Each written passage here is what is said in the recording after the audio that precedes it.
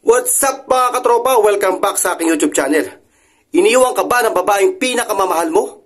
At malupit naghanap pa ng iba? Pues pakinggan mo tong ako mismo gumawa ng mga dahilan kung bakit iniwan ka ng babaeng pinakamamahal mo at sumama sa iba at naghanap pa ng iba. So, ano pa inaantay natin? Let's go! Kawalan ng pagmamahal at tiwala sa'yo. Madalas talaga ang mga babae nakakaranas nito, lalo na pag hindi na siya masaya o naboboring na siya sa relasyon nyo.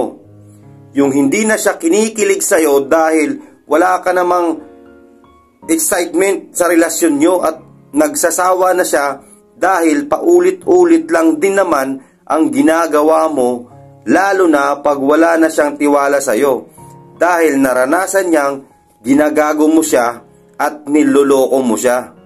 Maghanap talaga yan ng iba. Yung lalaking mas higit at ipapalit niya sa'yo na magpapasaya sa kanya. Kawalan ng oras sa isa't isa at kulang sa pagtatalik. Sa sobrang abala mo sa pagtatrabaho o anumang bagay, hindi mo alam unti-unting lumalayo sa'yo ang babae dahil wala kang oras sa kanya na para bang hindi na kayo nag-uusap o nagkikita sa bahay nyo. Napapabayaan mo na siya. Lalong-lalo na ang pagtatalik nyo na hindi na aktibo at hindi mo na naibibigay sa kanya ang pagmamahal na gusto niya. Diyan siya ngayon maghanap ng mga kaibigan na makakapagpasaya sa kanya para makalimutan niya ang pagkukulang mo na hindi mo kayang ibigay. Sigurado ako dyan na maglolo ko na yan at maghahanap na talaga ng ibang ipagpapalit niya sa'yo. Laging gutom at stress sa bahay.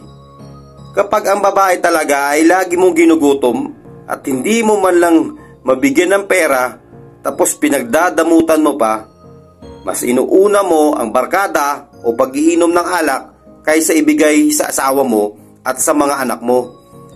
Talagang iiwanan ka niyan at maghahanap yan ng tamang lalaking kaya siyang buhayin at alagaan. Magugulat ka na lang pag uwi mo na ikaw na lang mag-isa dahil lumayas na yan at sumama na sa lalaking kaya siyang pakainin at buhayin. Lagi mong inaaway at sinasaktan ng pisikal. Kahit sino naman sigurong babae, pag ginawa mo to iiwanan ka talaga. Alam mo na yan na ang mga babae ay minamahal at hindi sinasaktan. Respetuhin mo ang mga babae dahil hindi naman yan mananalo sa'yo pag sinaktan mo yan. Pinalaki ng mga magulang niya yan at pinoprotektahan. Tapos nung kinuha mo sasaktan mo lang at aawayin. Lalo na pag umira ng selos ng mga lalaki sa babae. Baka hindi mo makontrol ang galit mo at baka mapatay mo pa. Pag lagi mong inaawa yan kahit maliit lang na bagay, iiwanan ka talaga niyan at maghahanap yan ng lalaking mamahalin siya at hindi siya sasaktan. Kapag ang lalaki ay responsable, tamad at walang pangarap sa buhay. Walang matinong trabaho, diskarte lang ang alam. Ang gusto ay yung hindi nahihirapan at umaasa sa magulang. Yan ang ayaw ng mga babae. Yung batugan at kontento na makakain man o hindi. Walang pangarap kung paano umasenso sa buhay. Kung sinong babae naman siguro, iiwanan ka at kung ganyan ka. Ayaw niyang madamay sa buhay mo na hanggang dyan na lang. Maghahanap talaga yan ng lalaking may pangarap at masipag para din siyempre sa kinabukasan niya at sa kinabukasan ng kanyang pamilya. Kapag ang lalaki ay hindi siya kayang ipagmalaki at hindi proud sa kanya. Ang mga lalaki talagang minsan, kinakahiya nila ang kanilang karelasyong babae na para bang hindi siya kontento kung ano ang meron ang babae nila. Lagi niyang kinukumpara ang karelasyon niya sa ibang babae. Hindi siya proud at minamaliit niya. Hindi marunong mag-appreciate sa mga bagay na magagandang nagagawa ng babae sa kanya.